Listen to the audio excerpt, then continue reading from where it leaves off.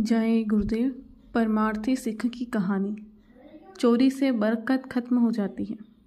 एक पुराने समय की बात है। अपने इलाके में दो चोर रहते थे। उनकी बड़ी दोस्ती थी। एक पूरब की ओर जाता तो दूसरा पश्चिम की ओर। दोनों पैदल यात्रा करते थे। एक दिन दोनों रास्ते में मिले। एक दूसरे से पूछा कि आजकल तुम्हारा काम कैसा चल रहा है।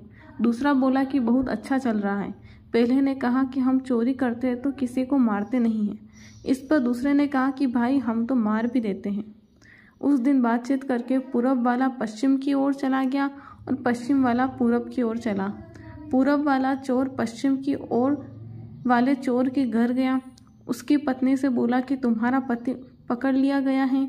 उसने हमें भेजा है कि घर में जो भी चोरी का सामान रखा है उसे तुम बंद करके दूर खेत में गाड़ दो, क्योंकि पुलिस तुम्हारे घर तलाशी देने आने वाली है। चोर की पत्नी डर गई। उसकी पत्नी ने वैसा ही किया और बोली कि तुम यह बक्सा खेत में ले जाकर गाड़ दो। तो वह बोला कि नहीं, ये धन का मामला है, चलो मैं साथ चलता हूँ, तुम अपने साथ हाथ से गाड़ देना। पत्नी चोर के साथ गई और बक्से को जमीन में गाड़ दिया। वो अपने घर चली गई और चोर अपने रास्ते चला गया। कुछ देर बाद चोर वापस लौटा और उसने गड़ा हुआ बक्सा निकाल लिया और लेकर चला गया। जब पत्नी घर पहुंची और उसका पति घर वापस आया तो उसने पूछा कि क्या तुमको सिपाहियों ने छोड़ दिया। यह बात उसकी समझ में नहीं आई। वह बोला कि मैं पकड़ा कब गया था। इस पर औरत ने सारी बात सच सच बताई। सुनकर वह चोर अवाक रह गया और पूछा कि बक्सा कहाँ गड़ा है। वह दोनों खेत में गए।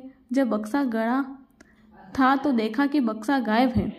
चोर को समझते देर नहीं लगी कि उस बक्से को दूसरा वाला चोर ही ले गया।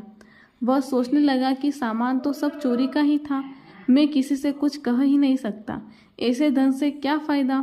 उसने निश्चय किया कि अब मैं मेहनत मजदूरी करूंगा और चोरी नहीं करूंगा। कहने का मतलब ये है कि चोर के घर भी चोरी हो जाती है, पर किसको कौन सी बात लग जाए, चोट लगने पर वह चोरी छोड़ दे।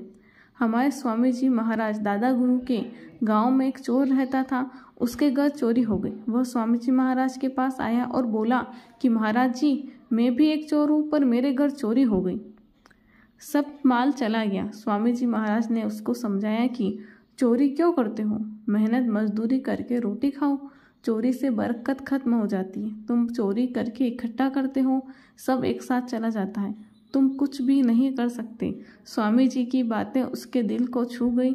उसने चोरी छोड़ दी। आदत दो तरह से छूटती है, या तो कोई धक्का लग जाए या कोई समझा दे। इसलिए यहाँ होशियारी से रहो, नहीं तो झटका खा जाओगे।